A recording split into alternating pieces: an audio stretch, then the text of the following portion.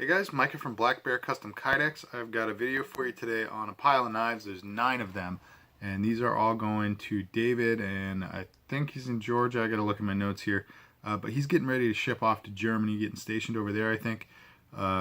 So we're trying to get all this done and sent to him before the movers come and pack up his house. So anyway, let me just show you all these knives. He sent me.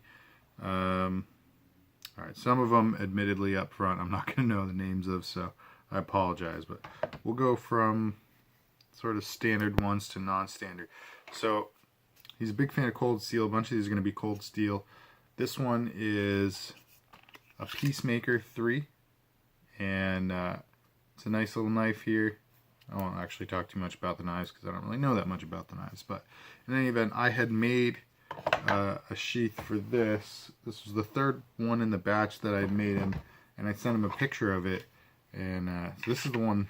This is the first one that I made. This sheath here, and he'd actually said, you know, it looks great, but can you try to go with the shape of the blade, because he wants to keep it just as low profile as possible. So this sheath that you see here, I'm actually going to be putting up on my Etsy page. If it's a Peacemaker III. So if you're interested in that, go check out my Etsy page. I'll have it on there soon. And yeah, I'll just have a couple options for what kind of carry you want with it. But it originally was set up for multi-position carry with the Tek-Lok. So anyway, all right, there's that. Go check it out on Etsy. So instead I did a pancake style sheath that actually more or less traces just the shape of the blade. And this was something he said looked a lot better to him for what he needs it for. So it's a little bit tricky doing these knives with rubberized handles, especially when they're a little bit softer like this. I don't really know what this is. It might be Kraton or something, but it definitely flexes a little bit more, which presents a challenge. You can't really mold the handle area quite as tight as you could with a harder handle like wood or G10 or micarta. So when you have these softer handles, you have to just kind of account for it, and you figure out a sweet spot where the Kydex will grip and create friction against that rubber, but not so much that it actually damages the handle. So you don't get the same kind of click. You just get that little thud going in, but you know it's secure in there. It's not moving around, doesn't really rattle, and at the same time, you know, not a ballistic draw, but you do get a good one-handed draw. All right, that's set up on a Tek-Lok for horizontal carry, which is going to be the majority of these. Next up, we have a Bark River. I think this is a, oh geez, I can't remember if this is the Bravo EDC or if it's the ultralight. I think this might be the ultralight backpacker or bushcrafter or something like that. I'm probably butchering it, but it's a nice little knife from Bark River. And he wanted this one in Cryptek Blood Red. This one is in Cryptek Neptune with Black Raptor for a little reinforcement plate at the tip. Also set up horizontal on a Tek-Lok.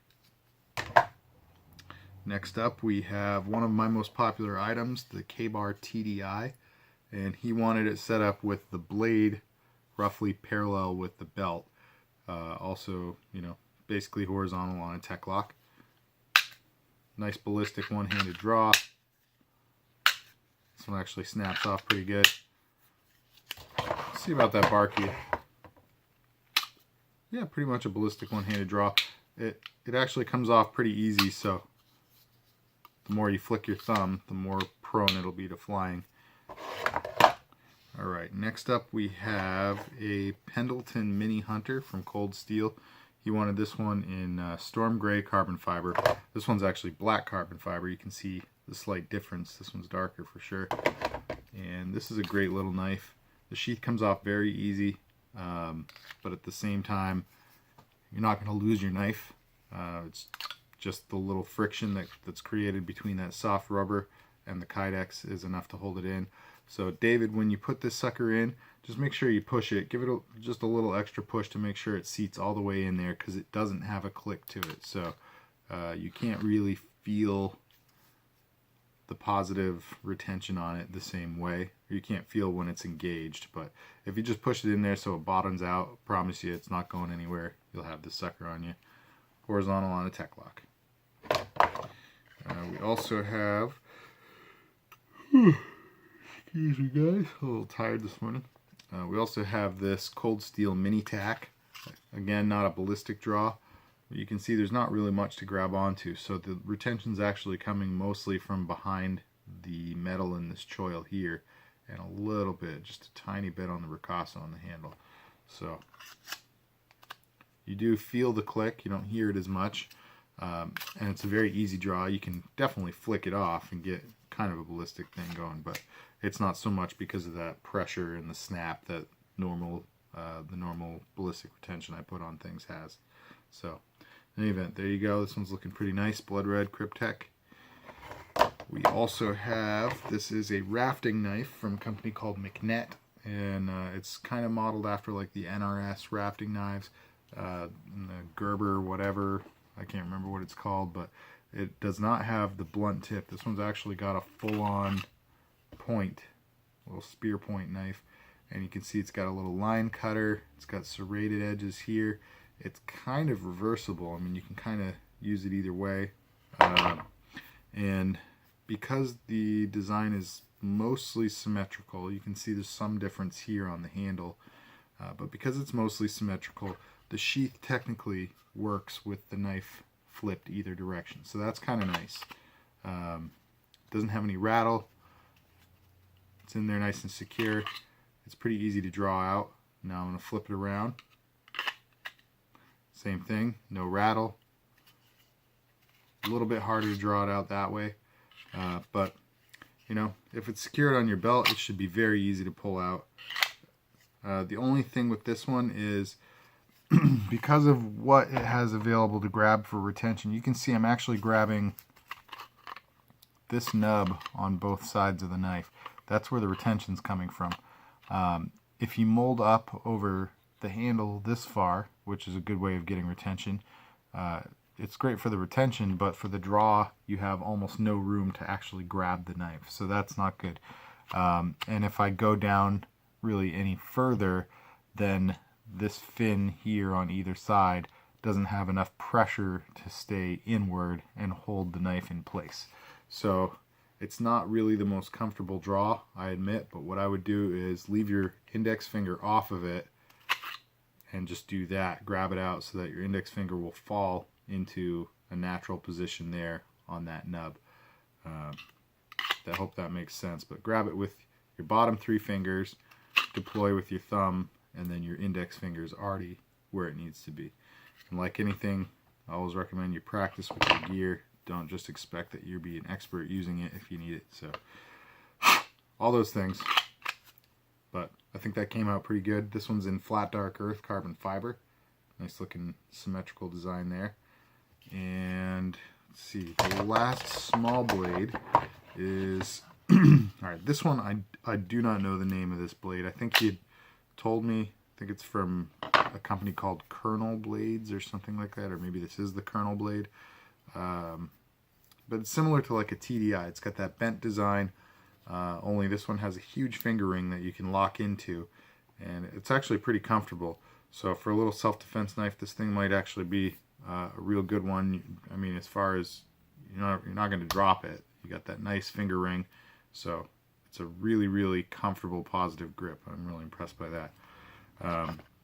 However, as far as making a sheath for it goes, this sucker was a pain in the neck. Ultimately, excuse me, ultimately what David wanted was to be able to get a good grip on all of his knives before drawing. So with this one, I thought maybe I could find a way. At first I just molded over the blade and tried to get retention here. That really wasn't happening. So then I thought, well, I have to use the handle somehow, but then if it's up that far and covering the finger hole, you know, your grip on it's going to be like a 2-finger grip, which is just not even safe. So I just messed with it a lot, and I figured out this design where I could cut a hole just in one side of the Kydex and have it trail out. So you've got a finger groove there, and hopefully it's big enough. I have pretty large fingers, so hopefully it's big enough for David's.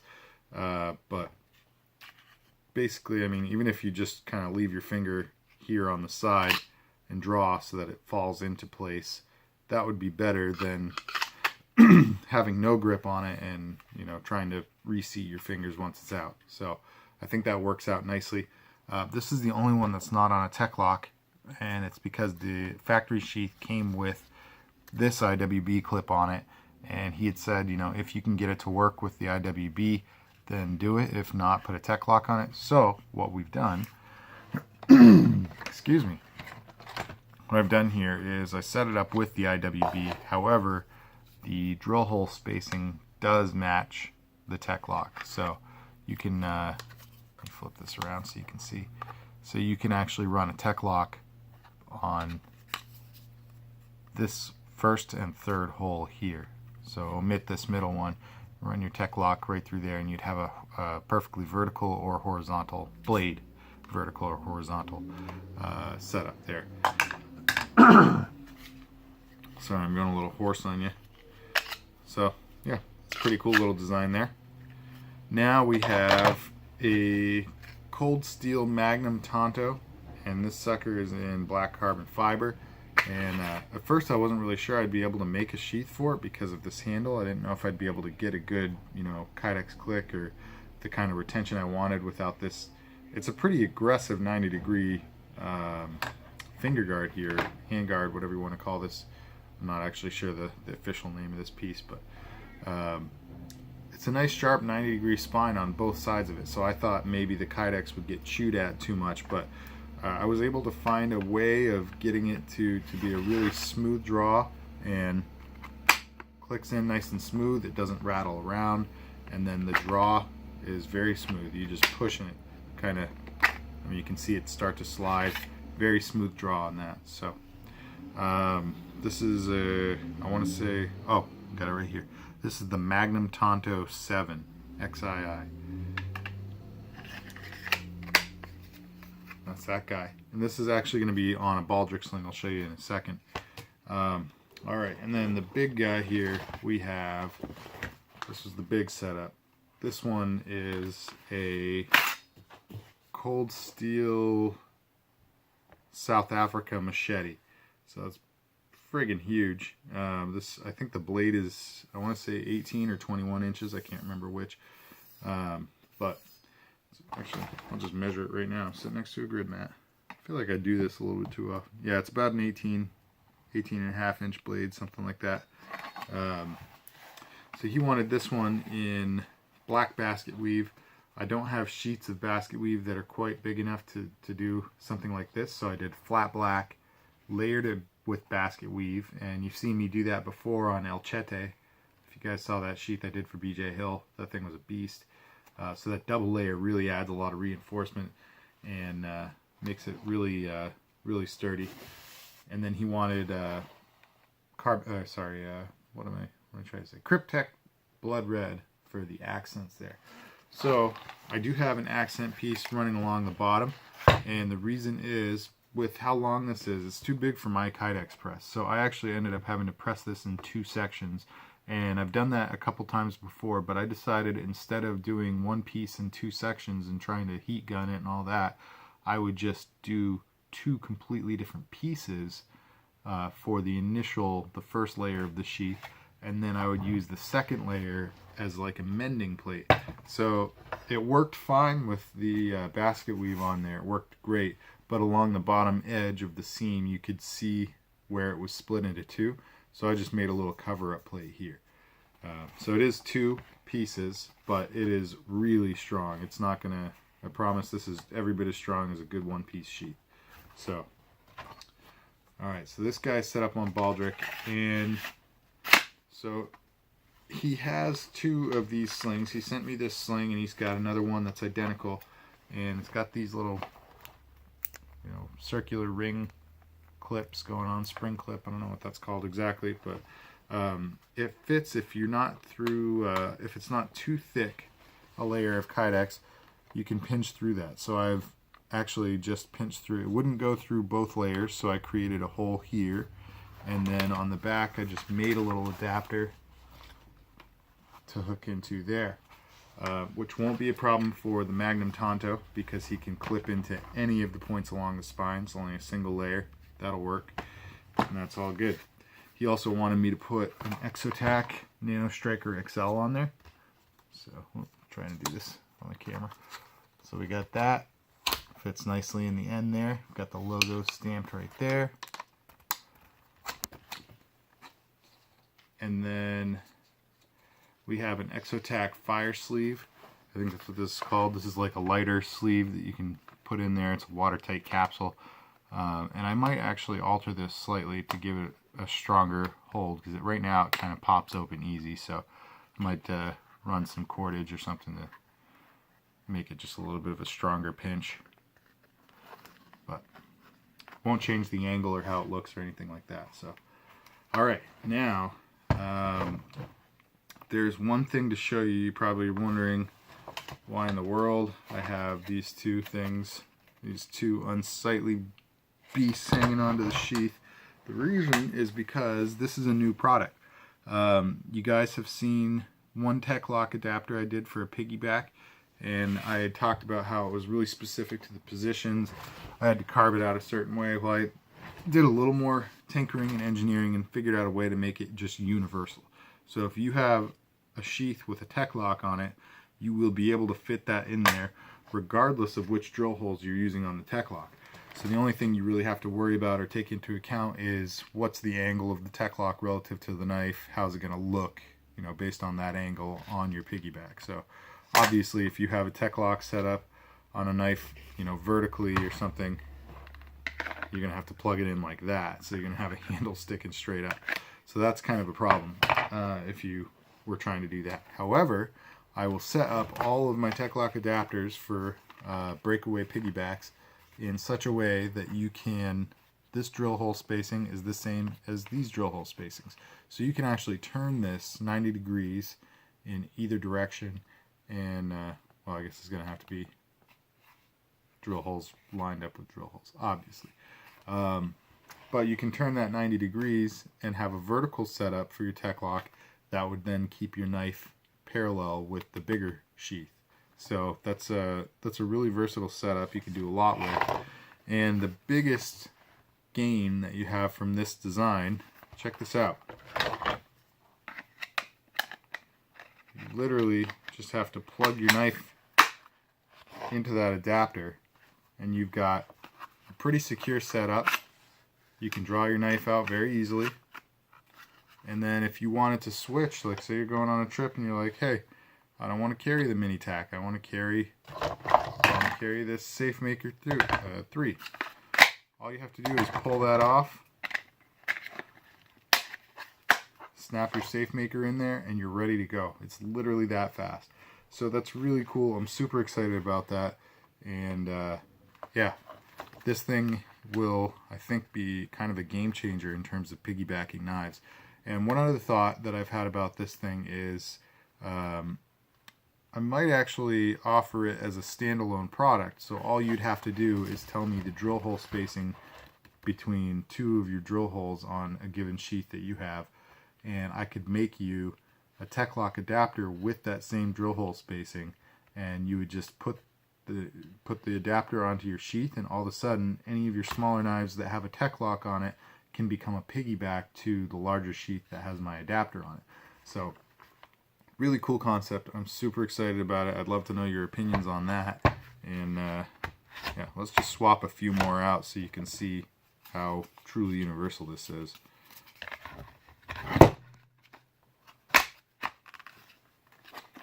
That one's good to go. Yeah, you see this one comes off easy.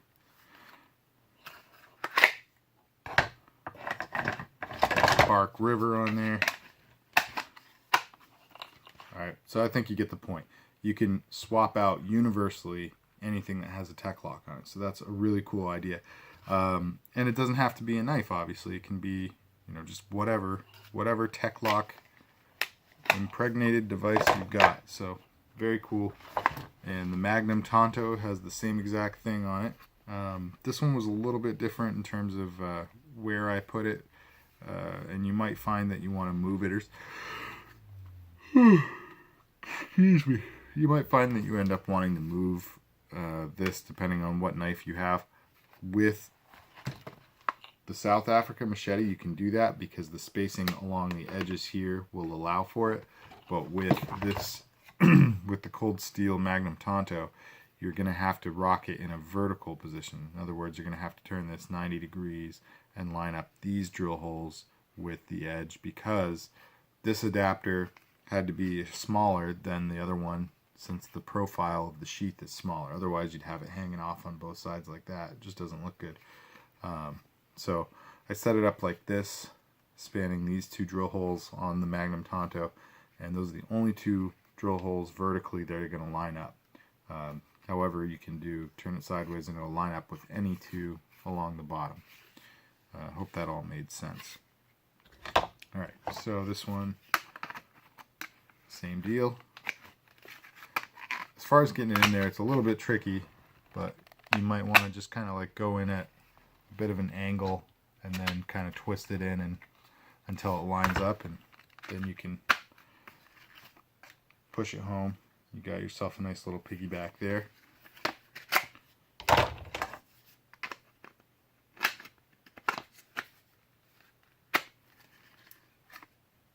Alright, so you get the point. That works really nicely, and that's that. So please leave your comments down below. Give me some feedback on that.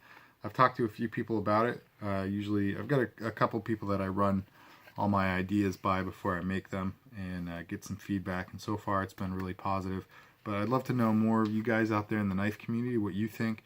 You know, the people that are going to be buying this or not buying it. But yeah, just give me your thoughts, or if you've seen anything else out there like this. I have not. I'm pretty sure this is the first of its kind. Super excited, and I think I'm just going to go with Tek-Lok adapter as far as the name of it. Maybe it'd be the Tek-Lok breakaway or whatever, but that just opens up the world of possibilities in terms of how much you can get out of one sheath. So if you guys are interested in doing something like that, you can really double down and get multiple things going for a much more economic price, I think would be the best way to put it, than if you were looking for like multiple sheaths for a setup as a breakaway, and I'd have to build like adapters for each sheath and all that. So, which I have gotten as a request, and the person was, they might still be in a coma from their sticker shock. With they wanted like 6 different knives that could be breakaway on the same sheath, but they didn't want a Tek-Lok. So it was going to get crazy. But anyway, if you guys like these sheets, if you like this video, hit that like button. Definitely comment down below. Like I said, I would love to know your opinions on this. Negative, positive, whatever criticisms you have. Feedback is what drives the industry. So hit me up down there. If you like this channel, I ask you to subscribe to it. Share this with all your buddies, and stick around for the next one. Thanks for tuning in, guys. God bless.